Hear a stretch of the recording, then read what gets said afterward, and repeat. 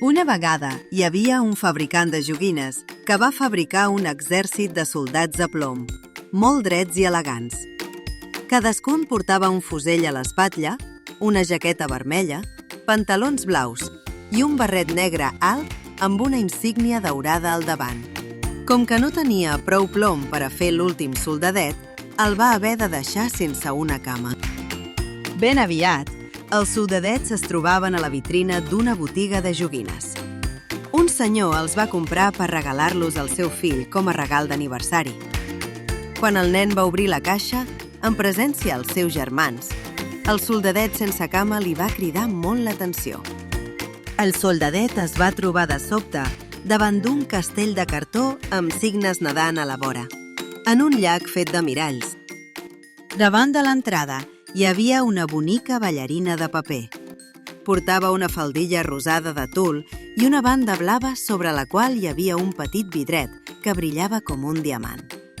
La ballarina tenia els braços alçats i una cama aixecada cap enrere, de manera que aquesta cama no es veia. Era molt bonica. «És la noia ideal per a mi», va pensar el soldadet de plom, convençut que a la ballarina li faltava una cama com a ell.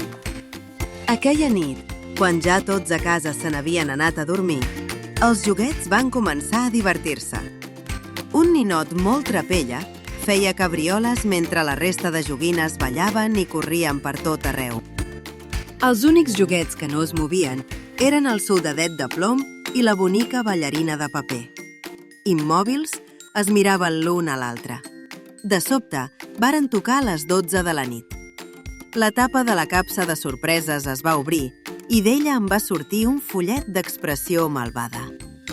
«Tu què mires, soldat?», va cridar. El soldadet va seguir amb la mirada fixa endavant.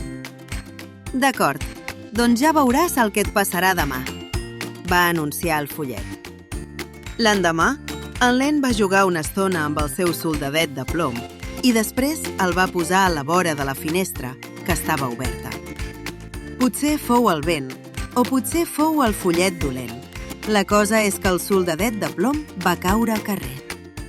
El nen va córrer cap a la finestra, però des del tercer pis no podia veure res. «Puc baixar a buscar el meu soldadet?», va preguntar el nen a la criada. Però ella s'hi va negar, doncs estava plovent a bots i barrals. La criada va tancar la finestra i el nen va haver de resignar-se a perdre la seva joguina. A fora, uns nens del carrer jugaven sota la pluja. Van ser ells els que van trobar el soldadet de plom bocaterrosa, amb el fusell clavat entre les llambordes. «Fem-li un vaixell de paper!», va cridar un dels nens. Plovia tan fort que s'havia format com un petit riu per les vores dels carrers. Els nois van fer un vaixell amb un diari vell i van posar el soldadet i el van fer navegar. El soldadet es mantenia rígid mentre el vaixell de paper es deixava endur pel corrent. Aviat es va ficar en una claveguera i per allà va seguir navegant. «On aniré a parar?», va pensar el soldadet. «El culpable de tot això és el fullet dolent. És clar que no m'importaria el que m'ha passat si estigués amb mi la bonica ballarina». En aquest moment, va aparèixer davant seu una rata enorme. «Atura't!», va cridar amb veu estrident. Però el soldadet de plom no podia fer res per aturar-se.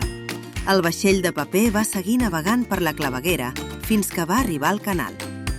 Però ja estava tan mullat que no podia seguir surant i va començar a naufragar.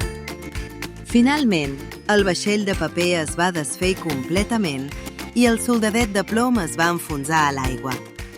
Just abans d'arribar al fons, un peix gran se'l va empassar.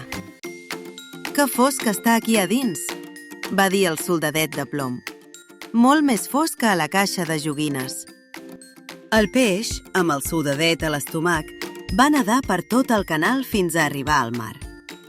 El soldadet de plom trobava a faltar l'habitació dels nens, les joguines, el castell de cartó i sobretot la seva bonica ballarina. «Crec que no els tornaré a veure mai més», va sospirar amb tristesa. El soldadet de plom no tenia cap idea d'on es trobava. D'altra banda, la sort va voler que uns pescadors passessin per allà i atrapessin el peix amb la seva xarxa. el vaixell de pesca va tornar a la ciutat amb el seu carregament. No va passar massa estona que el peix fresc ja era al mercat, allà on comprava la criada de la casa del nen. Després de mirar la selecció de peixos, es va decidir pel més gros. Era el que tenia el soldadet de plom a dins. La criada va tornar a casa i li va donar el peix a la cuinera.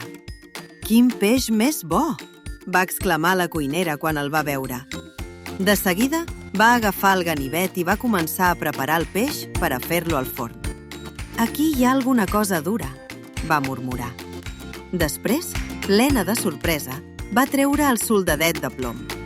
La criada el va reconèixer immediatament. «És el soldadet que li va caure al nen per la finestra», va exclamar. El nen es va alegrar moltíssim quan va saber que el seu soldadet de plom havia aparegut. El soldadet, per la seva banda, estava una mica atordit. Havia passat tant temps a la foscor. Finalment, va adonar-se que estava altra vegada a casa. A la taula va veure els mateixos joguets de sempre i també el castell amb el llac de miralls. Davant hi havia la ballarina, recolzada en una única cama. Hauria plorat d'emoció si hagués tingut llàgrimes, però es va limitar a mirar-la. Ella el mirava també.